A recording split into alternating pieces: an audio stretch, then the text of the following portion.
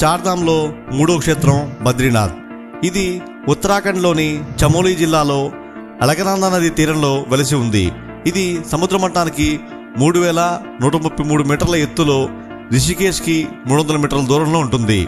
బద్రీనాథ్కి 4 కిలోమీటర్ల దూరంలోనే భారతదేశం యొక్క చివరి గ్రామమైన మానా ఉంటుంది. ఈ పుణ్యక్షేత్రంలో మనం సరస్వతీ నదిని ప్రత్యక్షంగా చూడవచ్చు. ఈ ప్రదేశాన్ని నరనారాయణులు గడిపిన ప్రదేశంగా మన చరిత్ర చెప్తూ ఉంటుంది. శ్రీకృష్ణుని మరణం తర్వాత పాండవులు తమ జీవితాన్ని చాలించి ఇక్కడి నుండే స్వర్గారోహణ చేశారని కూడా చెప్తూ ఉంటారు. వారు స్వర్గారోహణ చేసే సమయంలో బద్రీనాథ్ మీదుగా ప్రయాణించి మానా గ్రామం వద్ద స్వర్గారోహణ అయ్యారని భారతంలో చెప్పబడి ఉంది.